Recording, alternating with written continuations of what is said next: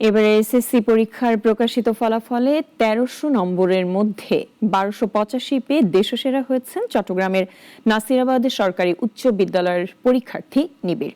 সাফল্যের প্রথম ধাপ অতিক্রম করে নিবিড়ের স্বপ্ন এখন বুয়েট। হতে চান ইঞ্জিনিয়ার। পিতামাতার স্বপ্ন ছেলে মানুষের মতো মানুষ হয়ে করবে দেশসেবা। এসএসসিতে দেশসেরা এই শিক্ষার্থীকে নিয়ে তহিদুর রহমানের প্রতিবেদন, জানাচ্ছেন সুলতানা মরিয়ম। নিবিড় কর্মকারের মা বাবার স্বপ্ন ছিল তাদের ছেলে পড়বে চট্টগ্রামে বিখ্যাত শিক্ষা প্রতিষ্ঠান কলেজিয়েট স্কুলে। ভর্তি পরীক্ষায় মাত্র ১ নম্বরের জন্য বাদ পড়েন নিবিড়। হতাশ হন নিবিড়ের মা বাবা। পরে নিবিড় ভর্তি হন চট্টগ্রামের নাসিরাবাদ সরকারি উচ্চ বিদ্যালয়ে। সেই ১ নম্বরের জন্য বাদ পড়া নিবিড়ের কঠোর অধ্যবসায়ের স্বপ্নের এক ধাপ পূরণ হলো। এসএসসি পরীক্ষায় ১৩০০ নম্বরের মধ্যে ১২৮৫ পেয়ে সাফল্যের এক অনন্য দৃষ্টান্ত স্থাপন করেছে মেধাবী শিক্ষার্থী নিবিড়।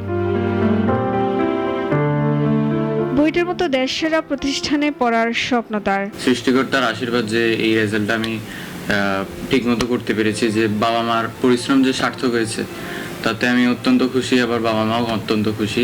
এটা আমার চিন্তা ভাবনার যে মধ্যে ছিল, যে আমি কনফিডেন্ট ছিলাম, এটা সত্যি হয়েছে, যে আমি এটা অত্যন্ত খুশি হয়েছিলাম। ভবিষ্যতে আমার ইঞ্জিনিয়ার হওয়ার ইচ্ছা। জীবন কর্মকার ও রিপারায় দম্পতির 2 সন্তানের মধ্যে নিবিড় কর্মকার বড়। সন্তানের এমন ফলাফলে ভীষণ খুশি তারা।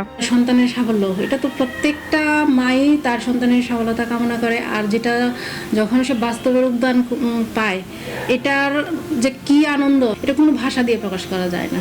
আমার ছেলে যেই ফলাফল করেছে এতে আমরা খুশি, আর এই ফলাফলের জন্যে আমি প্রথমেই কৃতজ্ঞতা প্রকাশ করব মহান সৃষ্টিকর্তার প্রতি।